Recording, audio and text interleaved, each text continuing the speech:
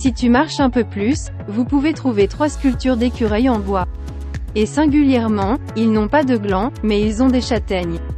Ceci suggère que sur l'ancienne route de San Mageu il y a beaucoup de châtaigniers, pas de glands.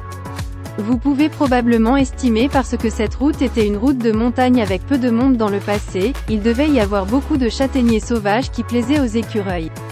Lorsque vous empruntez le sentier pédestre à côté, vous pouvez revoir le lac. Et puis vous rencontrerez peut-être des arbres inhabituels appelés argousiers.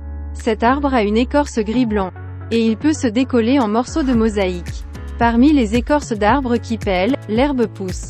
En outre, c'est un mystère que cet arbre ait beaucoup grandi. La caractéristique de San Maki Old Road c'est qu'il n'y a presque pas de structures artificielles. Vieille route de San Maki nous montre un paysage naturel et nous donne une profonde impression.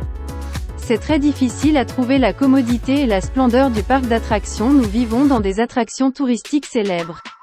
En vous promenant le long de San Maki Old Road nous pouvons profiter de suffisamment de temps pour réfléchir sur les souvenirs du passé et l'imagination du futur.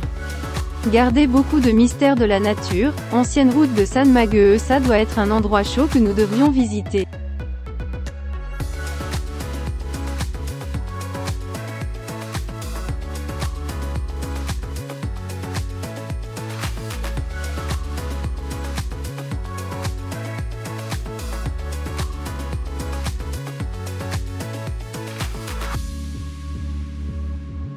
La caractéristique de San Maki Old Road c'est qu'il n'y a presque pas de structures artificielles.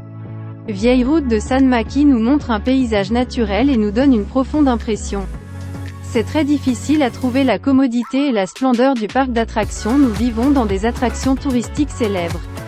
En vous promenant le long de San Maki Old Road nous pouvons profiter de suffisamment de temps pour réfléchir sur les souvenirs du passé et l'imagination du futur. La beauté des montagnes, de l'eau et des forêts le long de l'ancien chemin de montagne est un endroit qui peut être considéré comme le point culminant de Gyeongsang.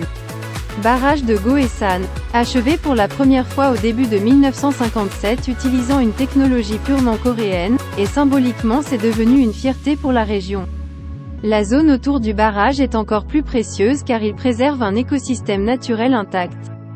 Des sentiers pédestres difficiles à emprunter et un large lac sur le côté vous fait sentir calme et paisible.